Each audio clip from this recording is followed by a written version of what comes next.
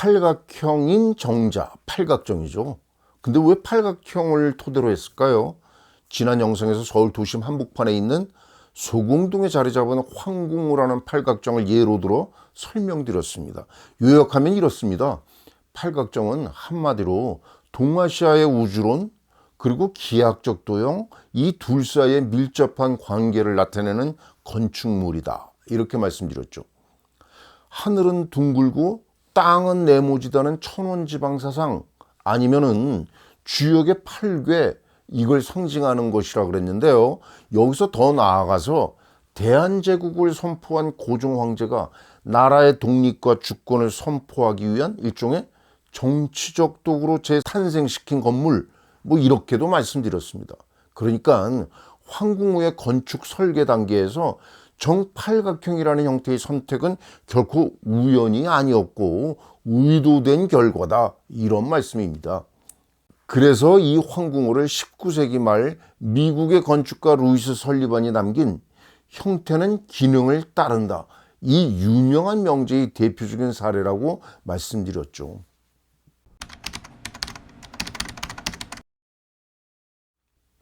그런데요, 정말 모든 건물의 형태가 그 건물의 기능을 따른다 이걸 확신할 수 있을까요?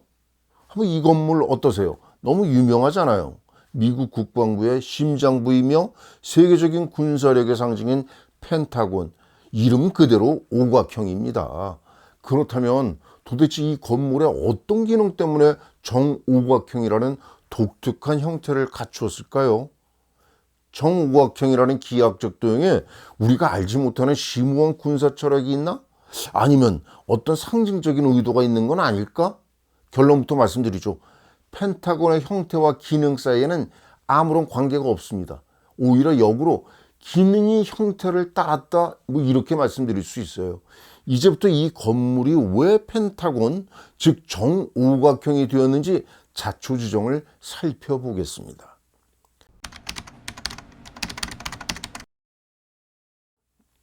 우선 펜타곤이 언제 착공됐냐면요. 1941년 9월 11일 9.11 테러 기억하시죠? 2001년 9월 11일 항공기를 이용해서 자살 공격을 감행한 초유의 사태. 아마도 펜타곤이 외부 세력으로부터 직접적인 공격을 받은 유일무이한 사례. 이 9.11 테러가요. 정확하게 펜타곤이 착공된 60주년에 일어난 겁니다. 그러면 펜타곤은 왜 1941년 9월 11일에 착공되었을까요? 독일이 폴란드를 침공한 게 1939년 2년 전이에요. 유럽 전체는 그래서 2차 세계대전에 휩싸여 있죠. 상황이 심상치 않음을 깨달았어요. 미국 정부가요. 그래서 어쩌면 자신들도 이 전쟁에 휘말릴 줄 모른다 이런 생각에 이르게 되었습니다. 실제로 그해 12월 7일 일본의 하와이 진주만 공습으로 미국이 본격적으로 참전하게 되는 결과가 빚어졌죠. 아무튼 이런 상황에서 당시 국방부, 그때는 전쟁부라 그랬는데요. 이 전쟁부가 인력이 폭발적으로 증가하면서 공간이 부족해요. 그런 심각한 문제에 직면하게 되면서 새 건물을 세워야겠다. 어떤 건물? 워싱턴 DC 근처에 4만 명의 직원과 1만 대 정도의 차량을 수용할 수 있는 그러면서도 도시 조망을 해치지 않는 4층 이하의 건물로 짓자 뭐 이런 결정을 내렸습니다.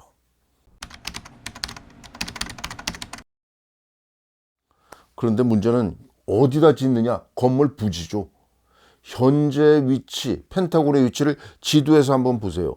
워싱턴 DC의 남북으로 백악관과 워싱턴 기념탑이 있죠. 동서로는 스미소니안 박물관, 링컨 기념관. 여기서 포토맥 강을 지나는 다리를 건너면 알링턴 국립묘지가 있어요. 펜타곤은 그 남쪽에 있어요. 그런데 1941년 이 무렵에는 알링턴 국립묘지가 지금처럼 그렇게 넓지 않았어요.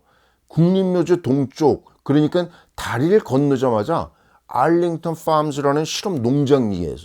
처음에는 이곳이 펜타곤 부지였습니다. 그런데 농장 안을 지나는 도로들이 무지하게 많거든요. 그래서 건물을 지을 공간이 매우 제한적이었어요. 결국 이 공간을 최대한 활용하려면 어쩔 수 없이 이렇게 삐뚤빼뚤한 오각형으로 설계될 수밖에 없었죠. 그러니까 오각형 건물의 설계는 군사적 목적도 아니고 미학적 이유 때문도 아니고 어떤 상징성의 표현은 더더욱 아니었습니다. 그냥 부지에 맞춰서 오각형으로 만든 겁니다.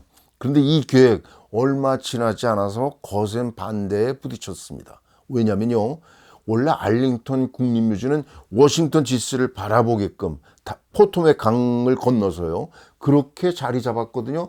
그런데 펜타곤이라는 거대한 건물이 들어서면 이 신성한 곳의 조망이 가려진다, 이런 반발 만만치 않았습니다. 엎치락뒤치락 경론 끝에 최종 부지는 알링턴 팜스에서 남쪽으로 내려간 그곳은 당시 후보공항의 부지였거든요. 여기로 결정되었습니다. 그렇다면요, 이제는 굳이 오각형 건물을 고집할 이유가 없잖아요. 그럼에도 처음 설계안을 그대로 유지할 수밖에 없었어요. 이유가 뭘까요? 이미 완성된 안을 폐기하고 설계를 새로 시작하면요, 막대한 비용과 시간이 드니까 시간도 없고, 그러니까 어쩔 수 없이 그냥 진행한 겁니다. 거기다가 최종 결정권자가 누구죠?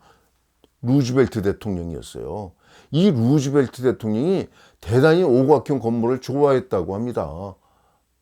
아무튼 오각형 건물이라는 원안은 그대로 유지되면서 제약도 사라져 버렸으니까 완벽하게 대칭을 이루는 정오각형 건물로 다듬어지게 되었죠. 펜타곤 형태는 그렇게 결정된 겁니다. 어떠세요? 설리번의 주장, 즉 형태는 기능을 따른다는 근대 건축의 격언이 여기에는 적용되지 않았습니다. 오히려 거꾸로 기능이 형태를 따른다, 이렇게 말할 수 있습니다.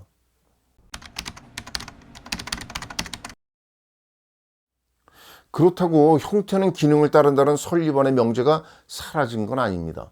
설리번의 명제는 100여 년 이상 건축계는 물론이고 디자인계를 지배하는 강력하고 논쟁적인 명제가 되었습니다. 여기에는 20세기 디자인계의 거목이라는 독일의 바우하우스, 이런 디자인 아카데미의 공이 컸습니다. 이곳에서 설리번의 명제가 슬로건이 되었거든요. 그런데 이걸 다시 애플의 스티브 잡스 아시죠? 이 사람이 이어받았어요. 스티브 잡스는 스스로를 바우하우스의 후계자, 이렇게 자기가 그렇다고 공언합니다. 그런데 여기서 한 걸음 더 나아가 애플의 핵심 디자인은 단순함이 궁극적인 정교함이다, 이런 모토를 내걸었습니다. 그 결과 아이폰과 아이패드의 모든 기능은 홈 버튼 하나만 남기고 터치 스크린 인터페이스에 통합시켜 출시되었죠. 애플의 운영체제 별도의 설명서 없이 누구나 쉽게 사용할 수 있도록 설계되었습니다. 또한 아이폰과 아이패드의 디자인도 알루미늄과 유리라는 재료 본연의 질감, 그리고 색상 전혀 숨기지 않고 그대로 살렸습니다. 이 모두가 형태는 기능을 따른다는 바우하우스의 슬로건과 맞닿아 있었던 겁니다. 애플만 바우하우스의 철학을 채택한 게 아닙니다.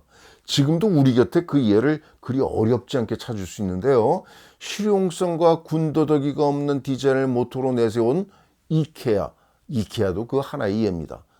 또 무지라고 알려진 일본의 무인양품, 합리적인 가격, 단순하게 간소화된 디자인, 이걸로 유명하지 않아요? 이 무지가 바우하우스와 연결됩니다. 또 다른 예를 들면요, 혹시 다이슨 청소기 들어보셨어요?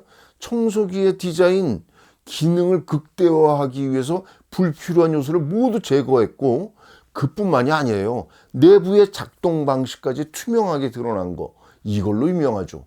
아무튼 이들 제품 모두가 설리번의 명제이면서 동시에 바우하우스의 슬로건이 된 형태는 기능을 따른다는 원칙을 현대적으로 계승했다, 이런 말씀입니다. 다시 말하면 불필요한 장식 배제하고 제품의 본질적인 기능에 집중하는 전략, 이걸로 바꾼 겁니다. 한마디로 기능주의, 미니멀리즘, 이렇게 요약할 수 있죠.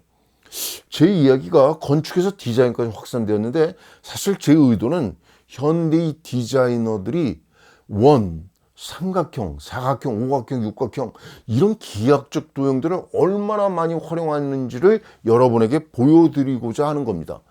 이 얘기는 다음 영상에서 계속되는데 그냥 거리에 나서기만 해도요. 그냥 쉽게 발견할 수 있어요. 한번 무심코 지나쳤던 이 도로교통 표지판의 테두리를 보세요. 원, 정삼각형, 정육각형, 이런 기하학적인 도형을 토대로 디자인된 거 아닙니까? 그러면 디자이너들은 왜, 그리고 어떻게 기하학적 도형을 자신들의 작업에 이용하게 되었을까요? 이어지는 영상에서 계속됩니다. 굿데이!